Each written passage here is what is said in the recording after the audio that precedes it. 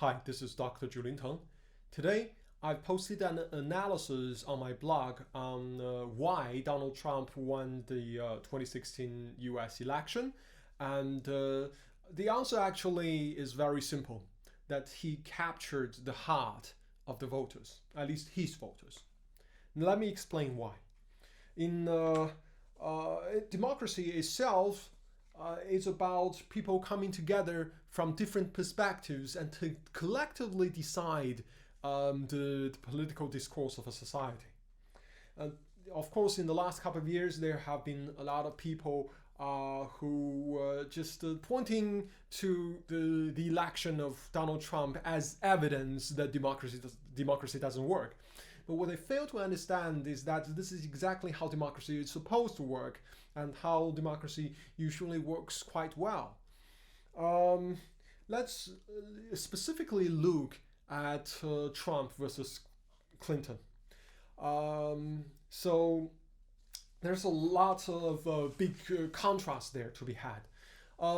In 2015 to 2016, the primary season,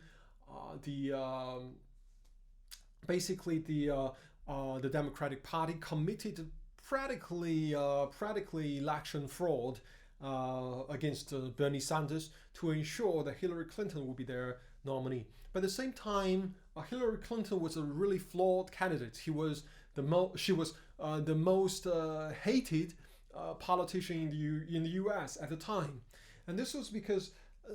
This was not because Hillary Clinton was a bad person or because Hillary Clinton was stupid. Rather, to the contrary, I think it's because Hillary Clinton was so smart that she thought she could be everything for everyone. So she says one thing to one group of audience, she says another thing to another group of audience. She tries to broaden her base, and in the end, nobody really cared enthusiastically for her, and that was Hillary Clinton.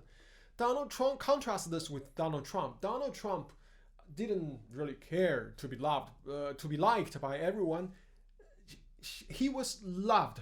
He was loved by his voters, by a large proportion of the U.S. public. And this was, I think, for two reasons. Number one, it was because, whereas other politicians attempted to pander the voters or appeal to them with some small gestures, I'm going to do this for you, I'm going to do that for you, little things, Donald Trump talked about ideas, big ideas. He didn't care about the specifics, and it appears that he didn't have any specifics. But that doesn't matter, because I think in politics, as it is in business, if someone wants to ask you about specifics again and again and again, they don't like you, they don't like your idea, they will not be convinced, you will not convince them. So the goal is not to try to convince people who ask a lot of specifics, especially in politics, I think also in business and maybe other things in life. The goal is to find people who agree with you. And Donald Trump is exceptional at this.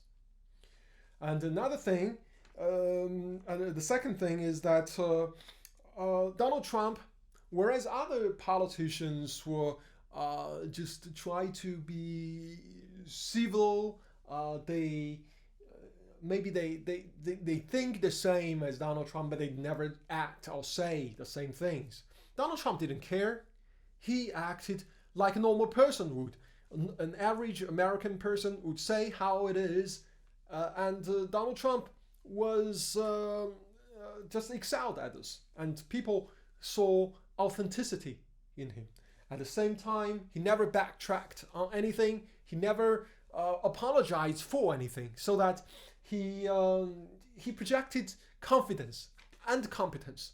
And people, as I say, and I think there are some studies in management, in organizational science, and in psychology, social psychology, where people have understood from this research that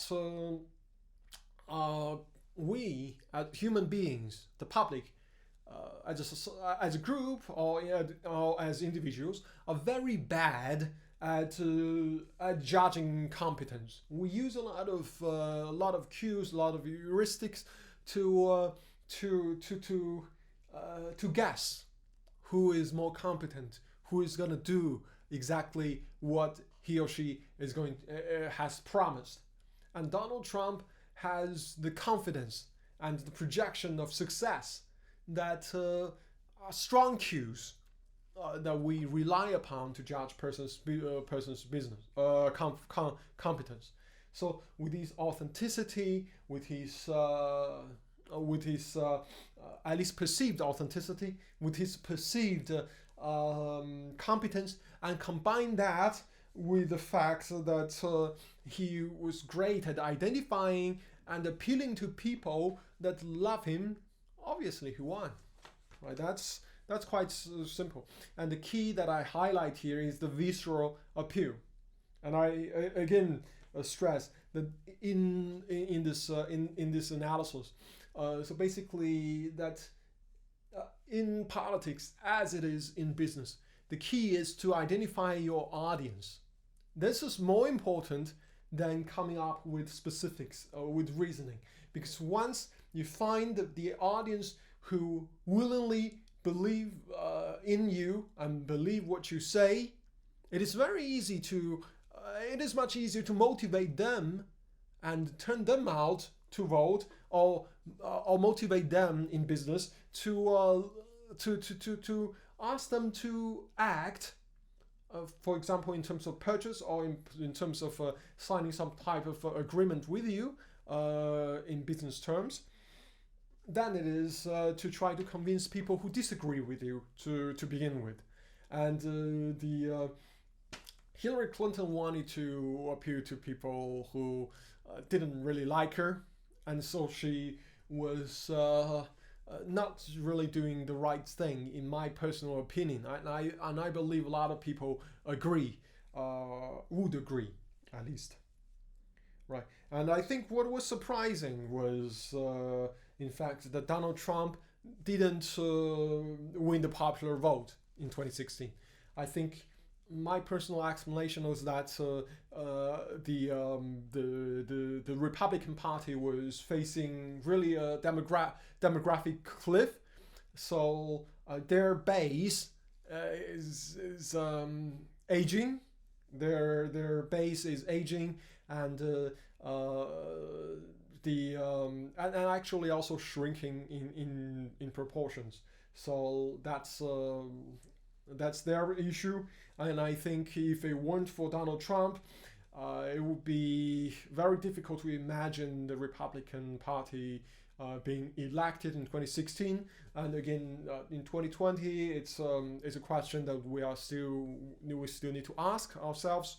We don't know for sure, right? I think going forward, the Republican Party needs to reform, but that's another talk.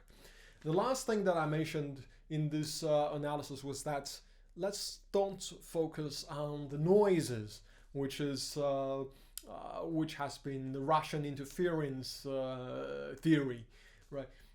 I'm not saying that Russians did nothing, but even if they did something, the effect will be marginal. People in America, a large proportion of them, love Donald Trump, and he is their president. There are, I agree, there's a large proportion of public, and perhaps even slight majority of the public dislike him. But that does not mean that he won because of some noises. It's really because those people loved him more than people who disliked him would care to turn up to vote for Hillary Clinton. And I think it is possible and that this similar dynamic would repeat itself in 2020. I will continue to write some other analysis on this issue. I think it's quite interesting. So if you've enjoyed this video, I encourage you to like it and to share it. Subscribe if you want to, and also I'll post the original link, the link to the original article in the description below. Thank you very much for watching this video. Have a great day.